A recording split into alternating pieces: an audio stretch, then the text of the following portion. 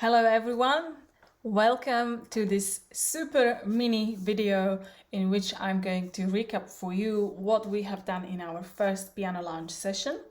So this is for those students who attended the session and would like to practice what we learned, but also for students who simply just want to see what was the session about and maybe they want to join later and they don't want to miss on what we have done and learned so far. So in our first session, we learned about two chords. We learned about the C major chord, which starts from C. So you find C by finding two black keys for the complete beginners, and down underneath, just below, there sits note C. So I will bring my finger 5, 1, 2, 3, 4, 5 on C. That is my first root note of C major. Then the next note will be E. And one more note that I'm using in C major chord is G. Okay, so the first, so if we count numbers 1, 2, 3, third, and 4, fifth. First, third, and the fifth note from C. They are creating our C major chord. Then we can also play G major chord in exactly the same way. So if I find my G, I know I was using it already, so that's my G. I'm going to bring finger 5 on G, and I'll play chord in the same shape. First, third, and fifth key from G. This is my G major chord. Let's go back to C.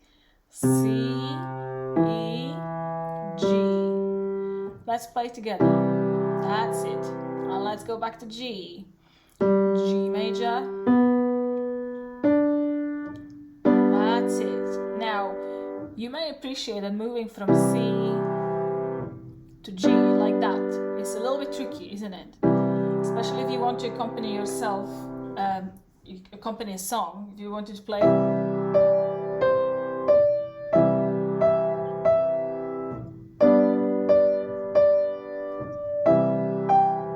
Song.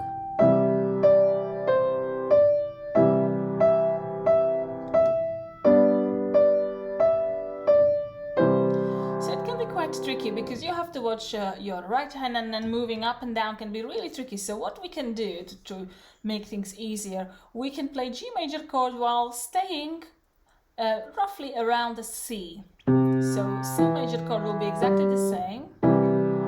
By the way, for beginners, if you find playing 3 notes together really tricky, you simply skip the middle one. So you can just play C and G.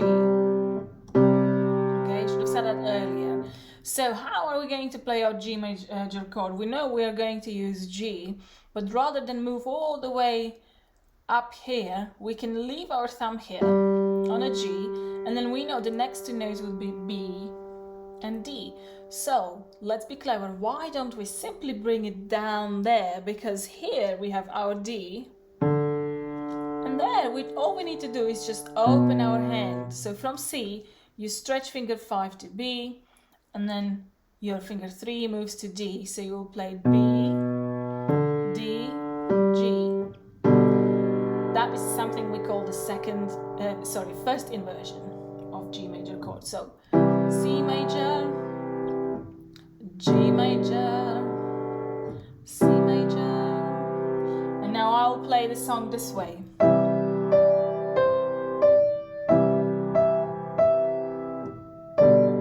You see, my left hand doesn't really need to move.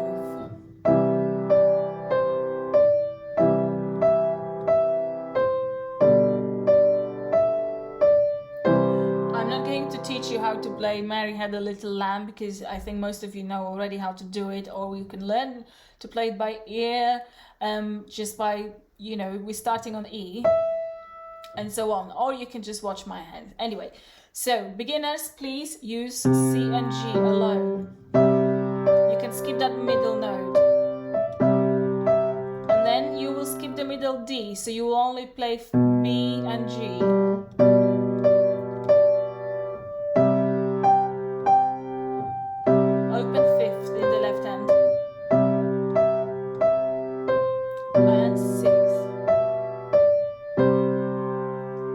Okay, why do we call this a fifth?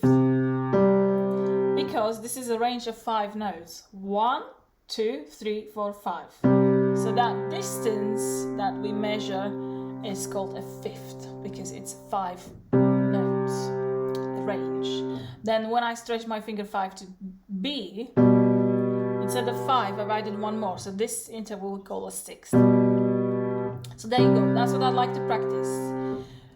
C major full chord or simplified version, and then the G major as a full chord or simplified version without the middle note, these 2 notes.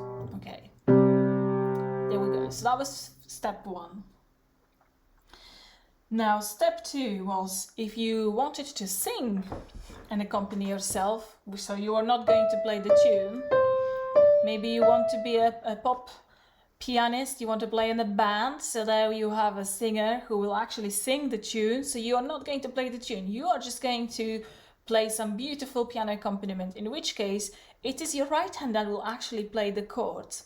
So let's see if we can play our C major chord with the right hand. C, E, G. Here is the full chord. Now do we know how to play the G chord without moving? So finger 5 stays on G. Now C moves down to B, and my second finger is already on D. There we go. So B, D, G.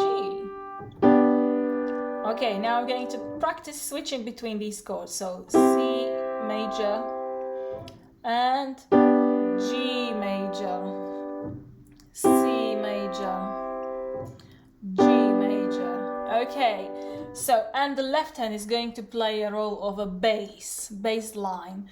So, having a bass note in a band or bass section or playing deep bass sound just gives a bit more richness to the musical sound, and it just sounds a bit better. So, when I play the C chord, I'm simply going to play note C.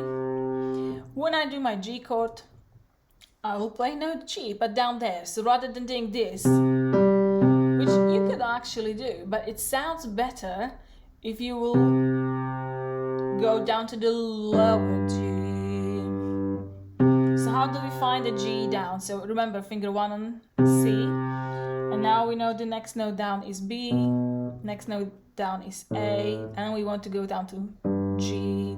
So let's practice if we can switch from C down to G, back to C, down to G. Okay, now we're going to match the chords together. C major down to G major up to C major. Okay, you can practice that several times. And we are now going to sing. So I'm not a singer, apologies for this, but I'm just going to demonstrate what would happen if you were accompanying someone.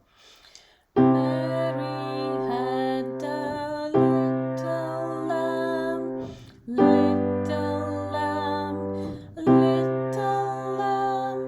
Mary had a little lamb, its fleece was white as snow.